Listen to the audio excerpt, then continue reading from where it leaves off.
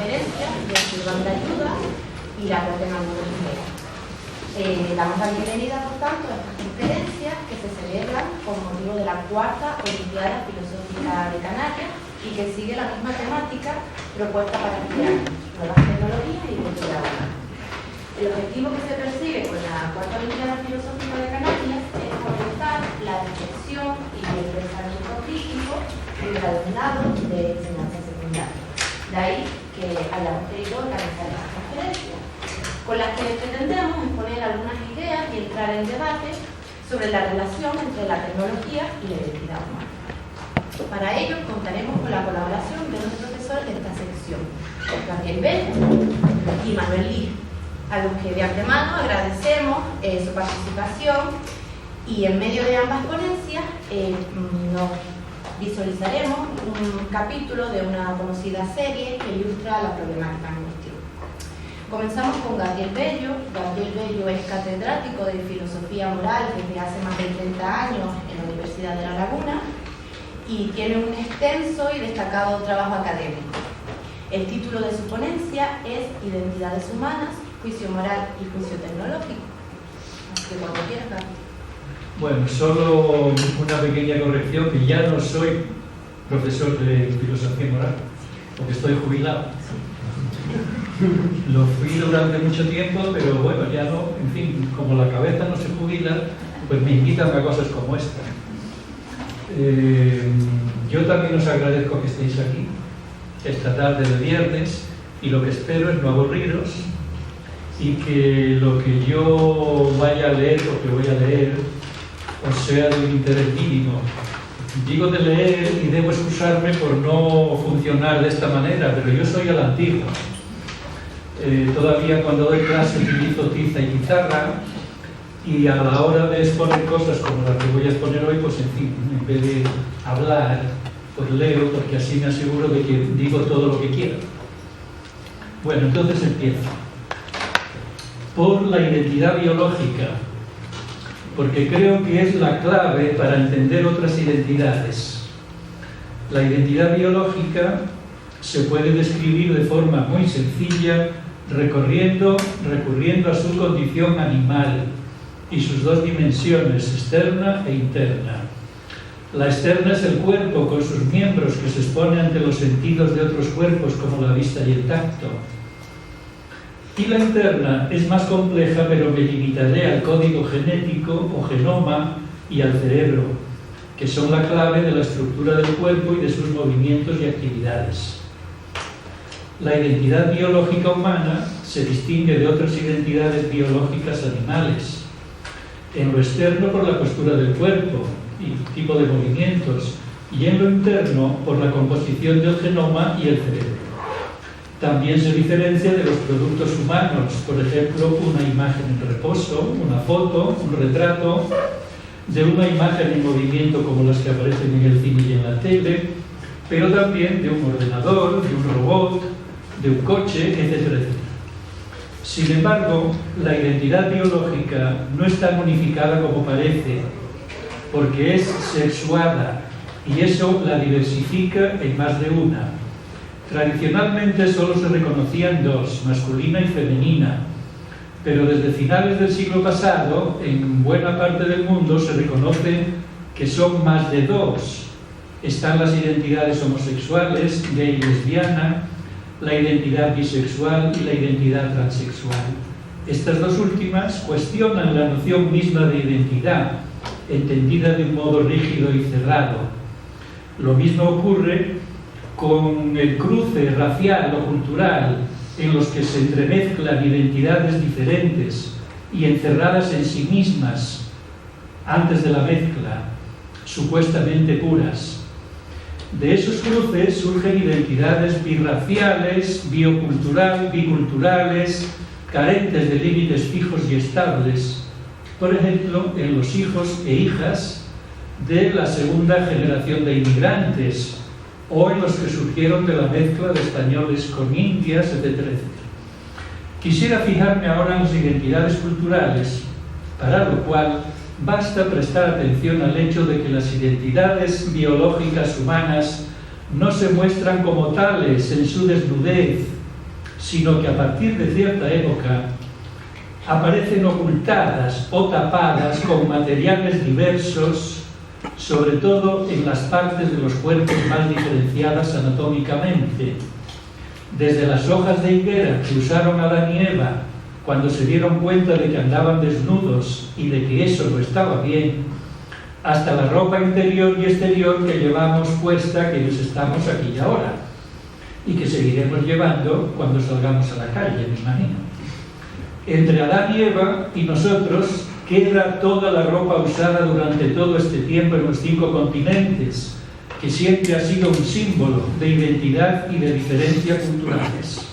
Y por supuesto, la ropa promovida y removida por la moda año tras año, que por su parte es movilizada por el dinero, que nunca pasa de moda.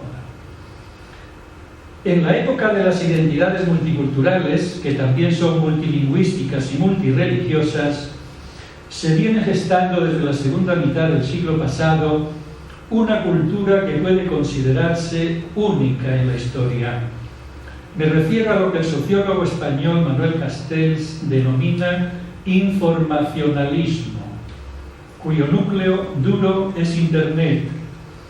El informacionalismo sería ante todo un sistema económico que sucede al industrialismo y que se diferencia de él en que sustituye la energía por la información como elemento productivo básico. Su objetivo es el incremento de la ganancia económica mediante el aumento de la capacidad de generar y procesar información con la revolución microelectrónica y la ingeniería genética.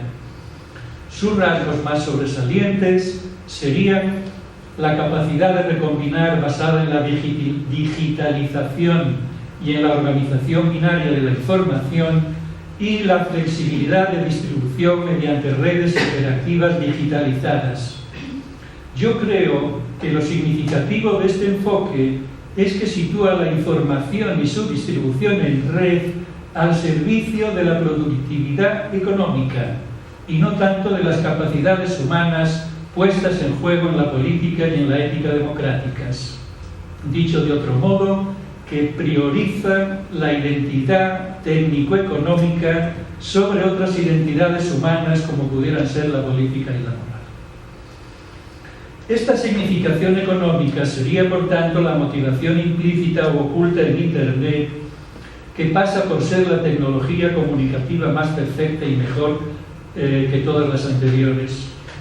Mejora y perfección que se puede concretar en que es la más eficiente o eficaz a la hora de amplificar nuestra capacidad de emitir y recibir información. Desde el punto de vista cuantitativo y no tanto desde el cualitativo, lo cual abre la puerta a la sospecha de que Internet puede no ser tan perfecto como parece. Hay autores muy críticos con Internet, como Nicolás Carr, americano, o Eugenio Mozorov, me parece que es de Bielorrusia, que apuntan que detrás de Internet lo que hay son los objetivos economicistas de las empresas que controlan las redes con sus propias reglas, como Google, Apple, Facebook y otras. Y que los usuarios de estas reglas somos sus instrumentos productivos, disimulados y manipulados como emisores y receptores de información. Y que el uso generalizado de Internet ya está produciendo consecuencias negativas en nuestra inteligencia y modificando en ese sentido nuestro cerebro. En este contexto sería interesante explorar lo que yo denominaría una ética de Internet o internética, pero no es este el momento ni la ocasión. Y no lo es porque en una intervención introductoria como esta hay que prestar atención a otras tecnologías justificadas siempre en función de la perfección y el mejoramiento humanos que en el presente contexto lo serían de la identidad humana. Como si la identidad biológica y las identidades culturales fueran imperfectas y peores de lo que debieran, lo cual haría necesario mejorarlas y perfeccionarlas, convirtiéndolas en tecnológicas, en la senda del informacionalismo, de Internet y de la genómica humana. Hablando ya de estas otras tecnologías, me gustaría considerar 4 tipos que vienen acaparando la atención desde hace algunas décadas. 2 de ellas proceden de imitar y mejorar las estructuras neurocerebrales, tanto cognitivas como emocionales o afectivas, y las otras 2 de hacer lo propio con las estructuras genéticas. Tomando a unas y a otras en conjunto, se pueden agrupar en 2 tendencias. Una trata de mejorar las capacidades humanas sin traspasar los límites de la identidad biológica, y otra que se propone intensificar la mejora y el perfeccionamiento humanos hasta sobrepasar los límites de esa misma identidad biológica, abriendo el espacio y el tiempo de una identidad que es denominada posthumanista, o más propiamente posthumana, y que desde luego en sus extremos sería postbiológica. Comenzaré por esta segunda tendencia, la posthumanista o posthumana, y más concretamente por la versión genética, que surge de una crítica radical a la identidad humanista. Desarrolladas en el contexto de la cultura y la educación tradicionales, la identidad humanista consiste en enseñar, y la cultura humanista enseñar y aprender mediante la escritura y la lectura, la repetición, la memoria y su puesta en práctica. Esta cultura y esta educación, sin embargo, sostienen los posthumanistas, habrían fracasado por 2 razones. Una, porque los medios de comunicación en general, hoy diríamos que sobre todo Internet y el informacionalismo, son mucho más eficaces que la escritura y la lectura clásicas a la hora de transmitir y recibir mensajes, y por lo tanto en formar, reformar y acaso deformar identidades.